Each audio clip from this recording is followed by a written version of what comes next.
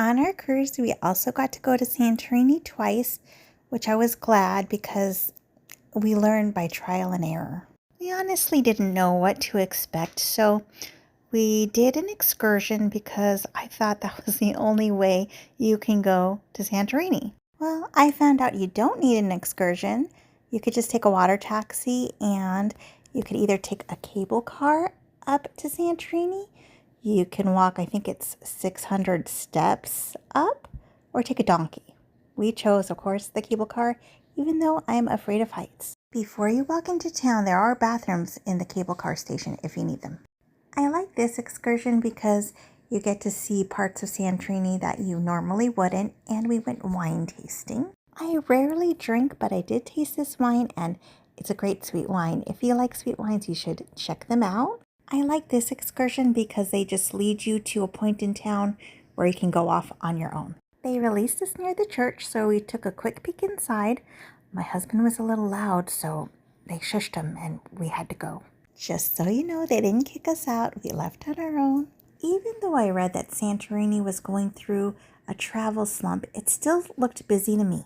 I did notice some friction with a local while we were in line waiting to take a picture in front of those 3 blue domes. It's because those domes aren't everywhere, so there's a long line to get that particular picture. The local was frustrated, talking to her friends rather loudly, saying how the tourists here don't really do anything for the community. They just take up space. I lived in tourist towns for most of my life, so I didn't agree with her. I mean, when I lived in Las Vegas, I knew the Strip was for tourists. And when I go to the Strip, which was rare if you're a local, then you're going to expect to see tourists, and you don't hate them for it because they're bringing money into your economy. Well, that's my 2 cents anyway.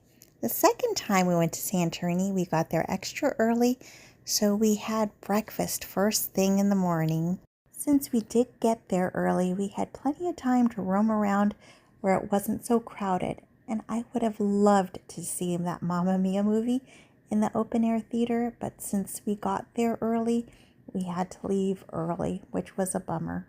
Especially because the Mamma Mia movies did serve as an inspiration for this trip. We found this cute place for lunch. It was decorated really cute and it had a nice view. I did like the menu here because it looked more traditional. We started with the fritters, which were really good when you dip them in tzatziki sauce. And I ordered the moussaka. It's only my second time trying moussaka, but I really enjoyed it. The second time around, we did try to go to more isolated places, or if we saw a place that didn't have so many people, we'd go over there just to take some pictures without feeling rushed. I found that when you get there early, you can kind of go around people because some people are concentrated in the shopping areas. So we just went around all that and just found cool points of interest that not a lot of people were at and just did some pictures over there. Before visiting Santorini, I thought the whole island would look like a postcard, but there's only a small section of Santorini that looks like that. The other part is where everybody else lives. On our tour, they did mention that everybody is supposed to paint their houses white just for that certain aesthetic. But if you want to paint your house a different color, they would have to charge you extra. I did see a house that was painted like a mustard yellow. I am thinking it's because they said that there is no actual addresses. So if you have to get in a delivery, you have to either pick it up or give them directions to your house. It would be easier just to say, hey, I live in that yellow house down the street. So I'm thinking that's why.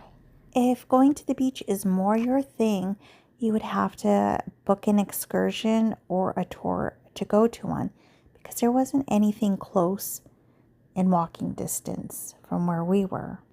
Because Santorini is volcanic, their beaches are made of white, black, or red volcanic sand. If I were ever to go back, I would love to go to a beach because they say that they're really unique and stunning. I'm glad we got to go to Santorini when we did because it was less crowded. For those of you who stayed till the end, thanks so much, and I'll see you guys next time in Rhodes, Greece.